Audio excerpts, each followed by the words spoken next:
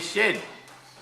Well, look, we're continuing on with our restoration of my little FE35 grey and gold. Goldie, we call her. We've had it for quite a number of years, as you'll be aware. And the first 5 parts of the series, we're just pulling the diff apart.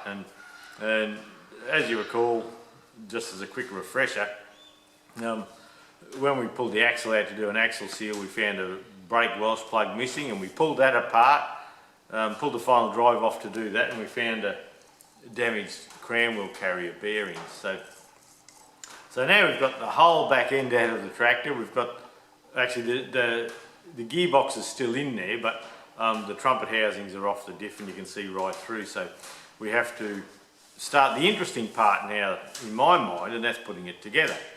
And so that we're going to start with the diff crown wheel carrier. Now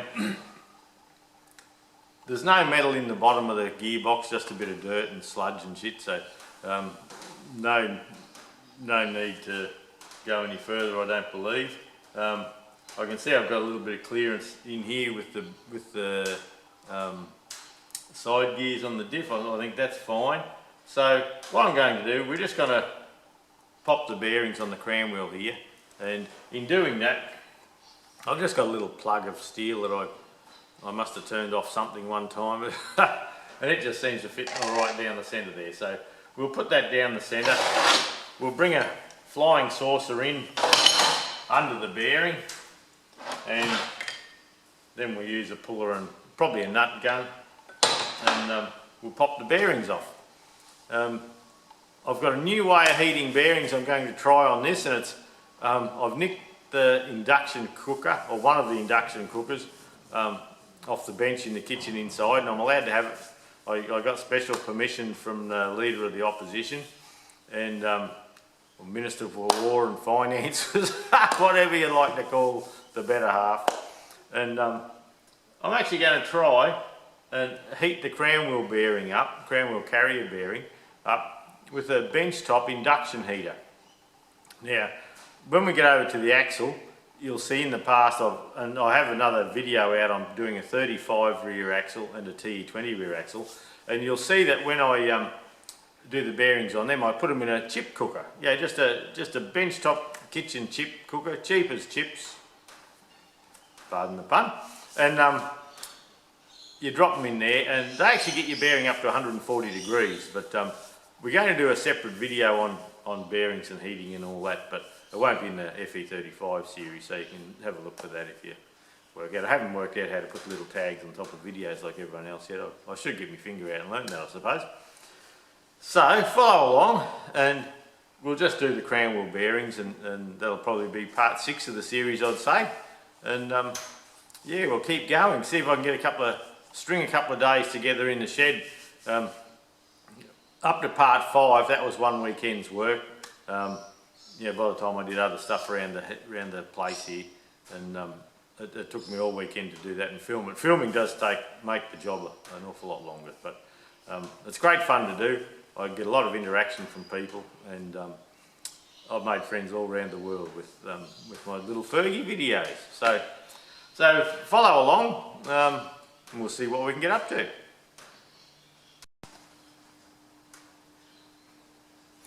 Right, you can see the setup here. We have the flying saucer, we have the puller set up. These could probably be a little bit straighter. Straight's good. And then we'll try and position this in the middle. We've oiled the thread, and we're just going to use our old Makita nut gun, and I don't think it'll take much to do to pop this off.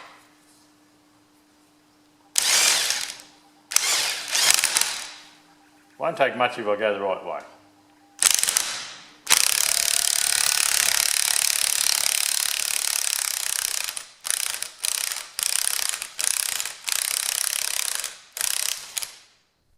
There you go.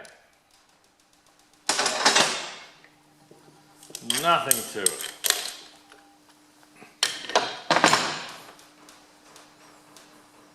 nice spigot there. All good. Okay, I'll tip it upside down. I'll do the other side. I won't film that, and we'll come back. You'll get the general gist of what's happening.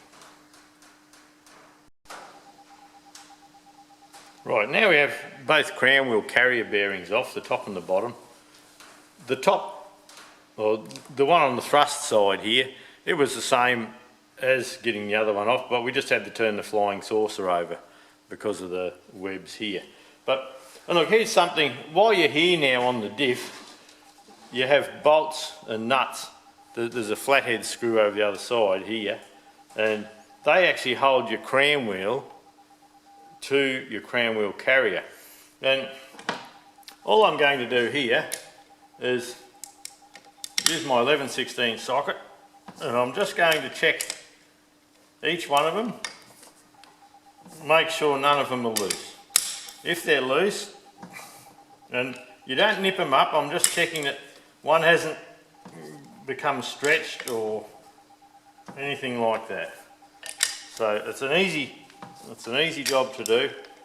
You've already got the diff out.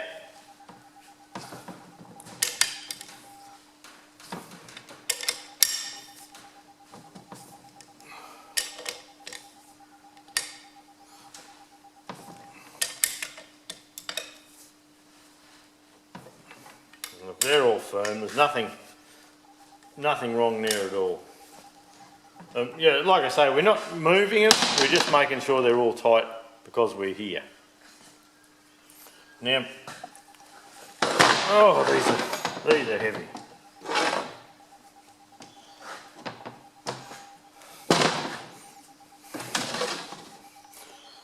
Now, you can see, I think you can see there, yes, that's the other side of those bolts. So we haven't got any need to do that. We also haven't got any need to undo the crown wheel carrier bearings and have a look in there, but look, I got to thinking and I thought, well, we're here now, let's do it. Let's just pop it apart so I can show you what is in there. So first up, all the bolts are tie wired, so make sure you've got a bit of wire that you can retie them with if you need to. And tying bearings or cap nuts with wire, there's a skill in that in its own, and it's normally just have it so if the bolt goes to undo, it's pulling on the wire, not that it can get half a turn undone before things take up. So we'll pop the wire out.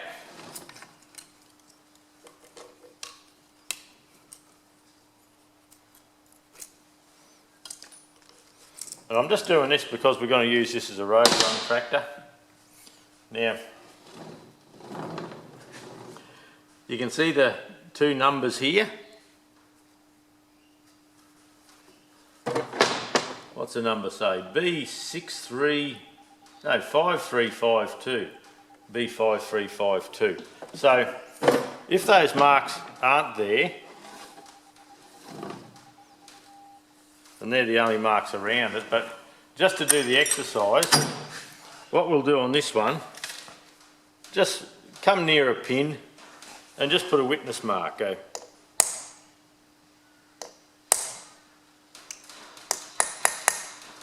And that little witness mark there will let you know that you're back where it was originally. You won't get it out of whack. And that may be what this mark's for anyway, I'm just not sure. So what do we have here? I've got to try and find all my impact socket. I'm using non-impacts for things I shouldn't be.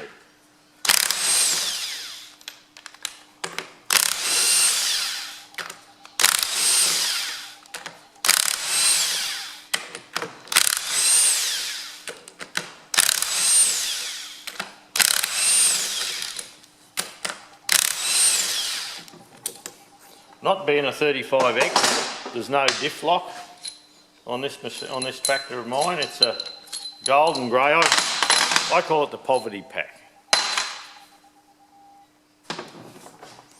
It's not a deluxe model, it's got the single stage clutch and all that stuff in it.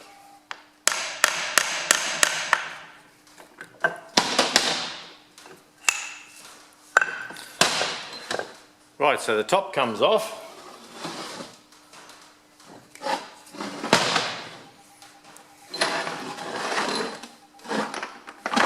Well, I'll try and keep everything in the frame for you. If I come this way, just with the camera a little bit. Okay, so there's your spider gears. And when your axle turns the other gear, like there's a gear in the other side like that. When the axle turns that one, well, these gears here, they turn, and in turn, they keep the drive to both wheels. So, while we've popped this off, what do we look at? Well, you'll see a little mark there on each of these, and that's where these spherical thrust bearings go, or thrust washers go. Now, on the back of each gear, you have a thrust washer. And that's just the wearing surface between the gear and your diff housing and your cram wheel carrier. On this gear inside here, your main side thrust gear, look, these look really good. Really, really good.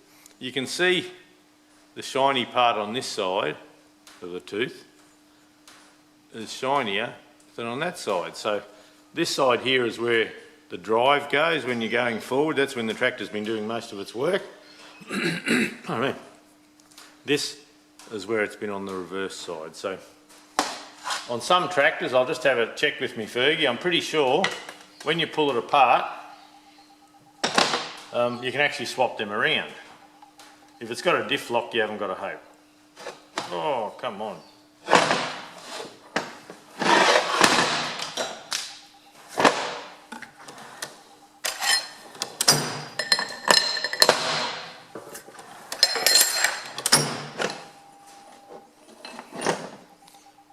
And there's the gear on the other side. Now the thrust washer's looking good. Now there's a very slight lip on there, but that's nothing to worry about in this instance. Look, that looks good. Now the two diff gears are the same, so I'm probably going to swap them around on mine. There's a tad of wear there, but yeah, they're both in good order. There's a little bit of wear there, but by swapping the gears over, well, we let these star gears here, or spiders, go on a good surface. So you look at the back for any wear, and look at that, that is smooth. If I wipe it with a rag, look at the mirror finish on there, no marks. No, nothing. That's great. Same with those thrusts. There's no lip on the thrusts. They're all going good. There's a little bit of wear in the housing there, but look, there's nothing to be concerned about.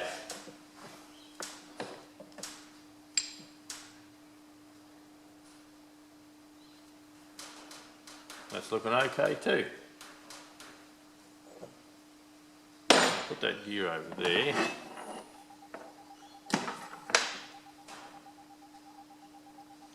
And you can see a little mark, a little brown dot there, and that went here. So I know that that thrust surface went that way, and that's the way the gears went. So I'll put it back in that way, and we'll do a bit of backlash checking and muck around. But look, it looks good. Even if it's out a little bit on the backlash, I'm not going to worry. In this instance, I reckon we've got a good diff here. So I'll go and tidy things up a bit and we'll come back. Well, we've washed everything up, we've wiped all the bench down, got a nice clean start again. So to go back together, we put a bit of oil in on the surface where the thrust washer goes, and put a little bit of oil on the thrust washer. It doesn't really matter which way the thrust washers go. Now choose the gear. Now, when the pinion turns the drive shaft, if you can remember that the pinion, the crown wheel comes out the left-hand side of the tractor. So that means for the tractor to go forward, the crown wheel must turn this way. So the pinion drives on the back of the tooth here, and away we go. We'll just have a look. There's no wear at all on the crown wheel. It's really good. But if you remember, we spoke about the little bit of wear here, and we can swap the gears from left to right. Well, you have to work out, if you mix them up like I did, you have to work out which way to go. And on mine, you'll notice, I'll see if I can get it in focus, there's just a couple of little chips on the thrust side of the gear here. So swapping them is going to be a good thing. So with the axle being part of this, so consider this as the axle. So your crown wheel goes that way, your wheel goes that way too. So when you put pressure on the wheel to go forward, you have to put pressure on this side of the gear. So I've chosen the gear with no wear on the back. So I've put oil in on the thrust washer. Look at that, beautiful. So we've got this cross now, and the spider, and look, it's in good nick. There's no, oh, you can barely feel any wear there at all. So all we do with that is same oil that you're putting in the back end of the tractor, I suppose. Don't get too hung up on the oil when you're assembling things. It's an old tractor, and any oil you got now will be better than whatever it had years ago. So you can't turn these around, they're going to go the same way wherever, because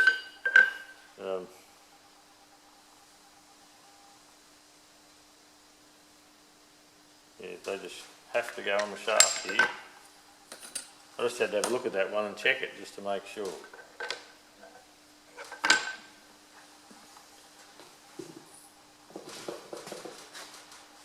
So lots of oil around the back of the gears.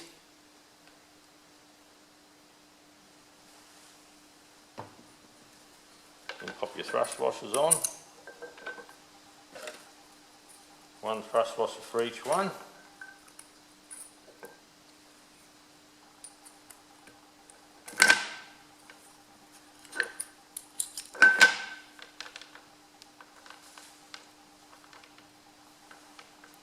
Now you'll see that there's a measurable end float, or backlash I should say. Normally I'd check that, but look, there's just no wear in here. I'm not going to replace any of these. I'm just very happy with how it's looking. Then this gear goes up here. So this gear, going the same way, would have to have, because this cross becomes part of your crown wheel carrier, so for this axle to turn, it actually has to have pressure on this side of the gear. So we're just checking again, and that's on the side of the gear that's got no measurable wear at all. So we'll pop a bit of oil on the thrust, pop a bit of oil on the thrust on the gear, and I didn't have enough room for the carrier all as well, so I'll go and get the right hand side of the diff carrier. Okay, we're back. So we've got plenty of oil around here. I'll just put a little bit in the carrier as well. Make sure it's all clean. Now, there's a little witness mark I put in there. So we'll find the little witness mark again. There it is. So these two go together. Look at that. You'd reckon they were meant to go together, wouldn't you? So now, all the crown wheel carrier bolts that hold it all together, just put a tad of oil on all of them and pop them in.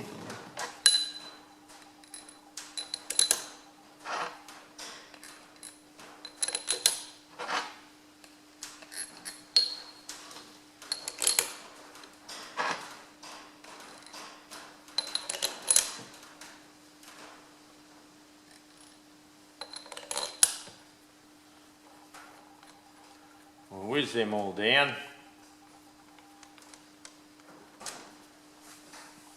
I'll pull all them down to where we're tensioning them and I'll come back. Okay, we've got our diff together, we've got the bolts in just nipped up.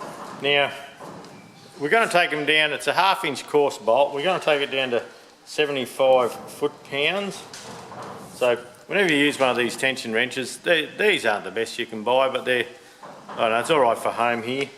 And whenever you finish using it, back the spring right off. So you're not, so you're not leaving tension on the spring. So we'll take that up to 75 foot-pounds.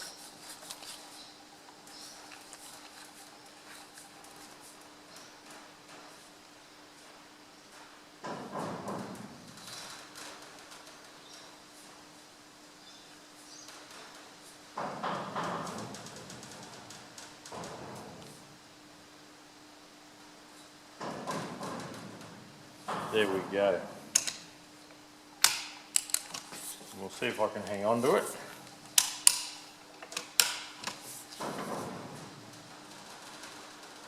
Oh, that feels tight already. Hang on, I'll get something to hang on to it a bit better.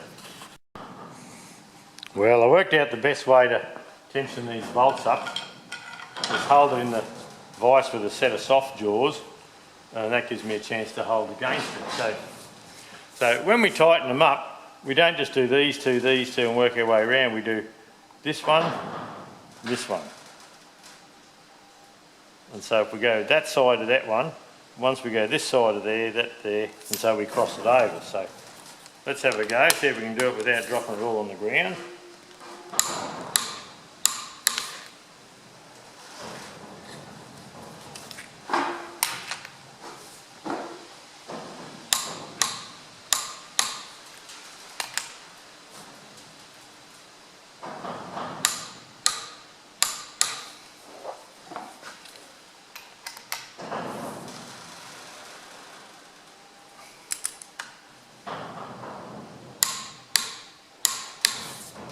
And then we go to the other side of the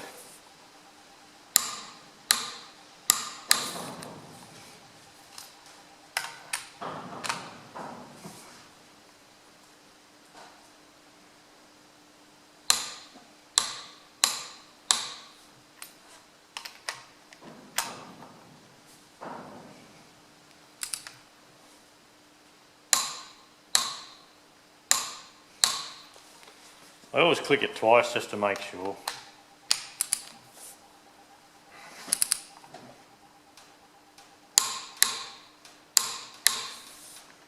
We'll just do a quick run again.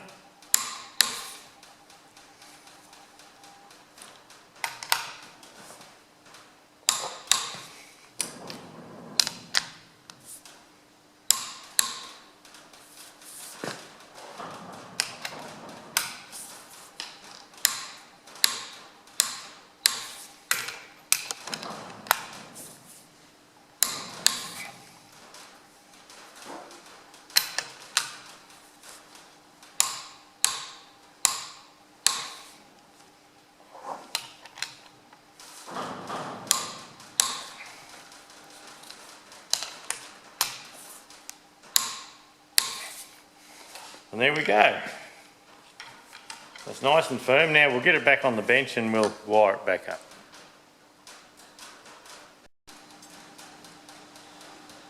Right, we've tensioned the bolts down. They're not going to come loose in a fit. Yeah, the tension I didn't get out of the manual. I just got off a bolt guide for a coarse 1/2 inch thread. They don't appear to be grade 8 bolts, they mark quite easy, so, but anyway, look, that's going to hold it together, nothing's going to happen. So now, we have to work out what we're going to do with our little wire here. So, there's two ways you can do this. One, in, out, in, out, in, out, all the way around. You have one wire that does the whole lot. And the other way is do them in pairs. And like you could, with this little one here, to undo that's going to have to go that way, and to undo that's going to have to go that way. So if you were just going to do these two as a pair,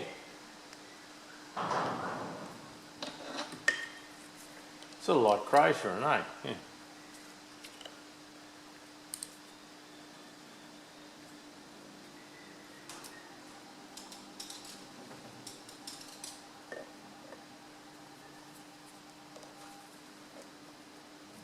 Just trying to poke this one through.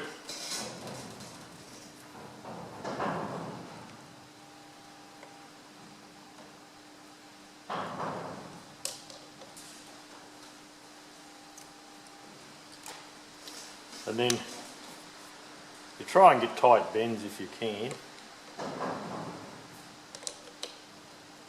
Just a bit of a heave-ho.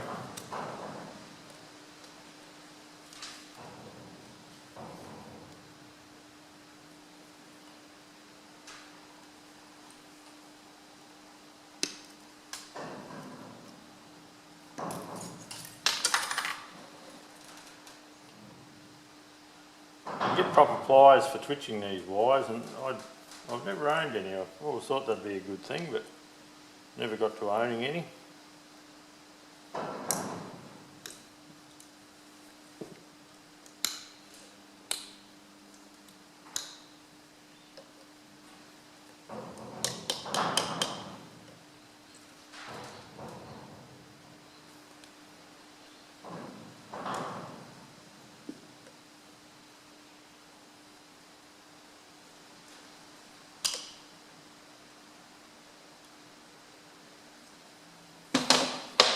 And look, that's one way you can do it, if I can keep it in focus for you. I'll try and drop the frame a little bit.